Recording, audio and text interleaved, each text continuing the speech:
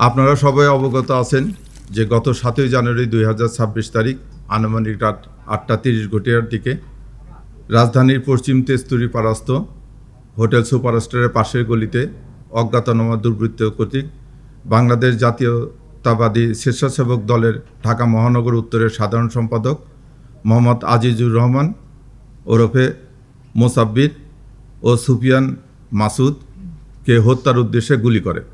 ঘটনার পরপরে আহত দুইজনকে চিকিৎসার জন্য নিকটস্থ বিআরবি হাসপাতালে নিয়ে গেলে কর্তব্যরত চিকিৎসক মোহাম্মদ আজিজুর রহমান এলাইস মোসাব্বিরকে মৃত ঘোষণা করেন এবং গুরুতর আহত সুফিয়ান ব্যাপারী এলাইস মাসুদকে উন্নত চিকিৎসার জন্য ঢাকা মেডিকেল কলেজে প্রেরণ করা হয়। উল্লেখ্য যে ঘটনায় নিহতের স্ত্রী বাদী হয়ে অজ্ঞাতনামা 4-5 জনকে আসামি করে তেজগাঁ থানায় 8 তারিখে একটা মামলা দায়ের করে। পরবর্তীতে মামলাটি নিবিড় তদন্তের জন্য ঢাকা মহানগর গোয়েন্দা পুলিশের নিকট হস্তান্তর করা হয়। প্রিয় সাংবাদিক ভাই বোনেরা, আপনারা জানেন যে এই ঘটনাটি একটি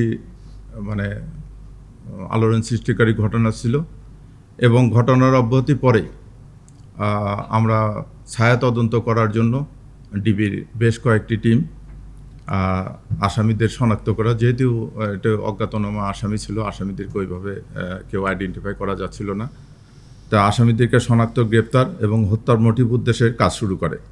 এরই ধারাবাহিকতায় গোয়েন্দা পুলিশের কয়েকটি টিম ঘটনাস্থলে উপস্থিত হয়ে ঘটনাস্থলের আশেপাশে সিসি ফুটেজ ক্যামেরা সংগ্রহ করে, ঘটনাস্থলের আশেপাশে উপস্থিত ব্যক্তিদের প্রাথমিক জিজ্ঞাসাবাদ করে, সোশ্যাল মিডিয়া ও অন্যান্য ওপেন সোর্স হইতে তথ্যপ্রাপ্ত সংগ্রহ করে সেগুলো যাচাই বাছাই করা হয় এবং এই যাচাই বাছাইয়ের এক পর্যায়ে আসামিদের আমরা মোটামুটি শনাক্ত করতে সক্ষম হই এবং শনাক্তকৃত আসামিদেরকে গ্রেপ্তারের উদ্দেশ্যে বাংলাদেশের বিভিন্ন জায়গায়, যথা ঢাকা, মানিকগঞ্জ, গাজীপুর, ময়মনসিংহ, নেত্রকোনা, ভৈরব, তারপরে কিশোরগঞ্জ সহ অন্যান্য এলাকায় ব্যাপক অভিযান পরিচালনা করা হয়।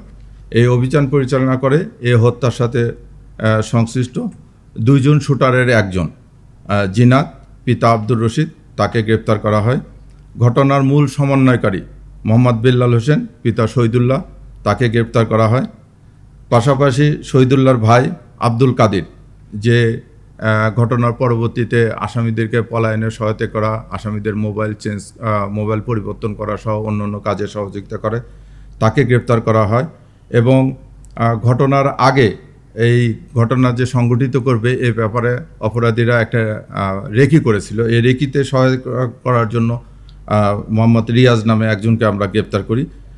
তাদের এবং এই গ্রেপ্তারকৃত ব্যক্তিদের কাছ থেকে একটা নাম্বার প্লেটবিহীন মোটরসাইকেল উদ্ধার করা হয়, যে মোটরসাইকেলটি হত্যাকাণ্ডে ব্যবহৃত হয়েছে। এছাড়া তাদের নিকট থেকে 6,000 নগদ টাকা উদ্ধার করা হয়। আমরা আসামিদেরকে জিজ্ঞাসাবাদ করছি। আসামিরা জিজ্ঞাসাবাদে প্রাথমিক তদন্তে এবং আসামিরা জিজ্ঞাসাবাদে তারা এই ঘটনার সাথে সংশ্লিষ্ট আছে বলিয়া তারা জানিয়েছে। আমরা এখন তাদেরকে নিয়ে আসছি, আমরা টোটাল ঘটনাটা তদন্ত করতেছি। এই পর্যন্তই এই হত্যার এখন পর্যন্ত।